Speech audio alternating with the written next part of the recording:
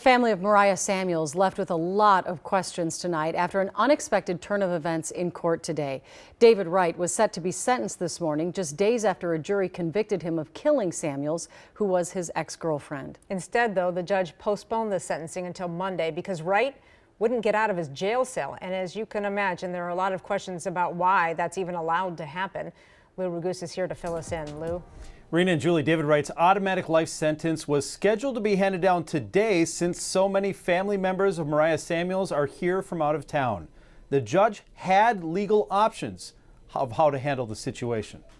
Good morning, Your Honor. Laura Prahl and Ashley Lewis here on behalf of David Wright. Mr. Wright is not present. The family of Mariah Samuels was in court for the sentencing hearing, ready to see her killer, David Wright, hauled off to prison for the rest of his life.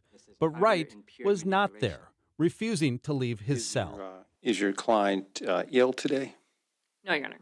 All right. He's just refusing to attend the hearing. Again, we did discuss this issue in chambers and are making that request based on Mr. Wright's inability to appear today. And the state would just say, for the record, there is no inability to appear today. He was here for the verdict. He was here every day at trial. This is utter and pure manipulation. And the least that they could have done is demanded that he come over here in shackles like the monster that he is. Your Honor, the state is requesting the court issue a drag order and make the defendant come over. I am troubled, to say the least, by this and by Mr. Wright's not appearing for today's hearing. But Judge Mark Kappelhoff, citing safety for everyone in the courtroom, instead postponed the hearing until Monday. Get off of work now. Samuel's family crying out in agony. What about us? 2:30 on Monday. All of us have mental health too that he caused. For what they and Hennepin County Attorney Mary Moriarty see as Wright exerting his control one last time. It's so typical for them to try to control the narrative. That's exactly what he did, is control the narrative.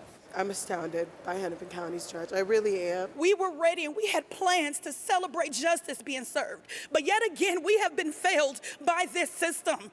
Yet again, we have to go home and hold each other up because the system continuously smacks us in the face. Moriarty told us the judge has the legal discretion either to force Wright to come to the courtroom or to postpone the hearing like he did. Judge Kappelhoff said that he would likely not make the same decision on Monday if this happens again. Rena. Lou, two questions for you. What was the judge concerned about with the safety of the courtroom? He didn't specify, but my impression was that the temperature in the room had risen so much already that at that point that he wanted to prevent any unknown thing from happening if he forced the guy into the courtroom. Also, this seems unthinkable, especially for this family, that this is even allowed to happen. Is there any precedent for this?